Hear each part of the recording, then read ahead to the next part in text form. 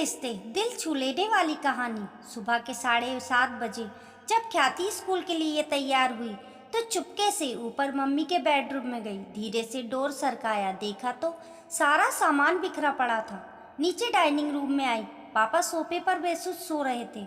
अपने रूम में आकर उसने अपनी गुल्लक में से 50 रुपए निकालकर पॉकेट में रख लिए। बैग उठाकर बस के लिए निकलने लगी तो सरोज आई। ख्याति बेटा, आलू का पराठा बनाया है, खा लो। ख्याति ने मायूस नज़रों से सरोज आंटी को देखा। नहीं आंटी, भूख नहीं है। सरोज ने जबरदस्ती टिफिन उसके बैग में डाला। ख्याति स्कूल के लिए निकल गई।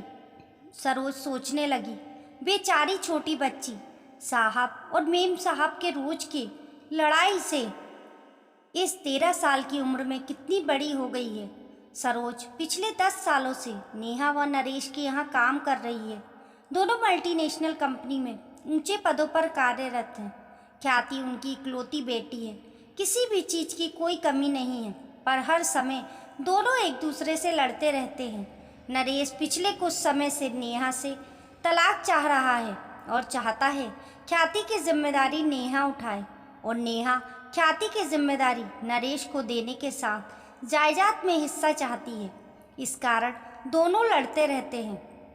बच्चे की जिम्मेदारी कोई नहीं लेना चाहता, इसलिए दोनों एक दूसरे के लिए अपशब्दों का इस्तेमाल करते हैं।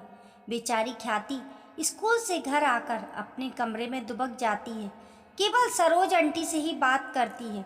रोज की तरह नेहा और नरेश ने नाश्ता अपने अपने कमरे में किया और ऑफिस के लिए निकल गए। करीब 12 बजे स्कूल से कॉल आया कि जल्दी हॉस्पिटल पहुंचो, ख्याति को चोट आई है। हॉस्पिटल पहुंचकर पता चला कि ख्याति बहुत ऊपर से सीढ़ियों से गिर गई है। आईसीयू में रखा गया था। ऑपरेशन की तैयारी हो रही थी।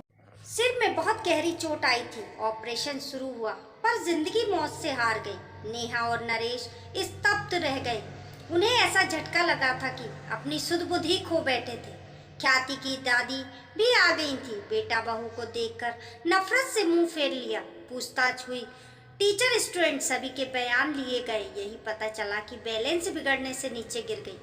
13वां निपटाने के बाद नरेश ने अपनी माँ को रोकना चाहा, पर उन्होंने आंखों में आंसू भरकर कहा, तुम दोनों खूनी हो। तुम्हारी जिद मेरी पोती को खा गई। मैं उसे अपने साथ ले जाना चाहती थी, पर तुम दोनों ने उसे अपने अहम का मोहरा बनाकर उसकी जान ले ली। माँ चली गई। सरोज तब से सदमे में थी। फिर उसने जैसे तैसे होश संभाला। नरेश और नेहा से कहा, मेम साहब, मैं अब यहाँ नहीं रह सकती। इस घर की दीवारें मेरी ख्याति की सिसकियों से भरी हैं। उसे मैंने कभी अपनी गोद में तो कभी छिपकर रोते हुए देखा है। कभी तो मेरा मन किया कि उसे लेकर भाग जाऊं, पर मैं डरपोक थी, ऐसा नहीं कर सकी। अगर चली जाती तो शायद वो आज जिंदा होती। नरेश और नेहा के पास अब शायद कहने को कुछ नहीं था। जैसे जैसे दिन बीत रहे थे, उनका लड़ाई झगड़ा एक अजीब सी बर्फ में तब्दील हो चुका था। उनकी सारी भावनाएं अंदर ही अंदर एक खामोशी अख्तियार कर चुकी थी। संडे का दिन था। बड़ी मुश्किल से नेहा ने ख्याति के रूम में जाने की हिम्मत जुटाई थी। महीनों दोनों उसके कमरे में कदम नहीं रखते थे। कैसे माँ बाप थे वो दोनों। उसका रूम, उसका बेड, तकिया, उसकी किताबें, उसकी पेंसिल, पेन, स्कूल बैग सब वैसे ही रखा था। अलमारी खोली तो उसके कपड़े नीचे गिर पड़े। उसका हल्का ब्लू नाइट सूट जिसे वह अक्सर पहना करती थी। नेहा रोते हुए अलमारी से सामान निकालने लगी। तभी उसके हाथ एक ब्लू कलर की डायरी लगी। उसने कांपते हाथों से उसे खोला। आगे के कुछ पेज फटे हुए थे। पेज पर पेज छूटे टूटे दिल की दास्तां छोटे छोटे टुकड़ों में दर्ज थी। मम्मी पापा, मैं आपको डियर नहीं लिखूंगी, क्योंकि डियर का मीनिंग प्यार होता है। पापा, आप मम्मी को कहते हो कि तुम्हारी बेटी, और मम्मी आपको कहती हैं कि तुम्हारी बेटी। आप दोनों ये क्यों नहीं कहते हो कि ये हमारी बेटी है। अगले पेज पर था, पता है जब मैं मामा जी के घर जाती हूँ, मामा जी, मामी जी मुझे बहुत प्यार करते हैं। मामी अनु को जब प्यार से मेरा बच्चा कहती हैं तो मुझे लगता है कि क्या मैं प्यारी बच्ची नहीं हूँ। मम्मा, मैं तो आपका कहना मानती हूँ, फिर भी आपने मुझे कभी प्यारी बच्ची नहीं कहा। अगले पेज पर था, मम्मी, जब मैं बुआ के घर जाती हूँ तो बुआ मुझे बहुत प्यार करती है, पर खाना नक्श की पसंद का ही बनाती हैं। मम्मा मुझे भी राजमा बहुत पसंद है। मैंने कहा था कि आप बनाओ, पर आपने कहा मुझे मत तंग किया करो। जो खाना है सरोज आंटी को बोल करो।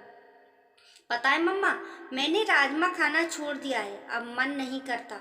अगले पेज पर था, पापा मैं आपके साथ आइसक्रीम खाने जाना चाहती थी, पर आपने कहा आपके पास फालतू चीज़ों के लिए टाइम नहीं है।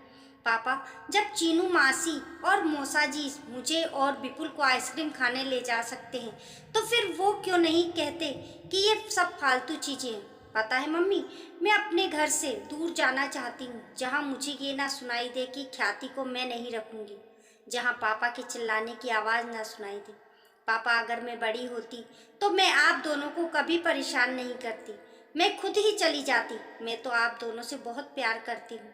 पापा मम्मी, आप दोनों मुझे प्यार क्यों नहीं करते। एक पेज पर था, I love you Saroj aunty, मुझे प्यार करने के लिए, जब मुझे डर लगता है आप अपने पास सुलाने के लिए, मेरी हर बात सुनने के लिए। और अंतिम पेज पर था, दादी आई लव यू, आप मुझे यहाँ से ले जाओ, आई प्रॉमिस कभी तंग नहीं करूँगी।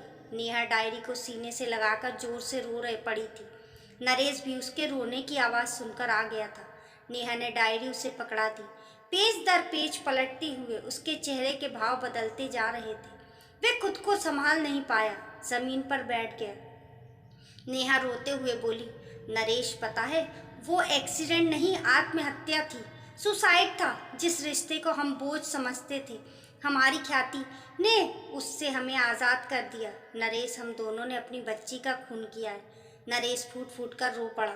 ये कहानी हर घर की है जहाँ माँ बाप बच्चों के सामने लड़ते हैं या घर टूटकर बिखरते हैं, और उसका सबसे बड़ा खामियाजा बच्चे भुगतते हैं। अगर आप अच्छी परवरिश नहीं दे सकते तो आपको बच्चों को जन्म देने का कोई अधिकार नहीं है। अच्छी परवरिश रुपए पैसे सुख सुविधाओं से नहीं होती। इसका मतलब ये है कि आप बच्चे की ज़रूरत के समय उसके कितने करीब हैं। दोस्तों, आपको ये टूटे रिश्ते कहानी कैसी लगी कमेंट करके ज़रूर बताइए, और पसंद आने पर लाइक और शेयर करें। ऐसी ही अच्छी कहानियों के लिए चैनल को सब्सक्राइब करना ना भूलें। मिलते हैं फिर एक कहानी के साथ। दोस्तों, ये कहानी पढ़ते पढ़ते मेरे आंसू नहीं रुक रहे थे। आप भी बताइए आपको ये कहानी कैसी लगी।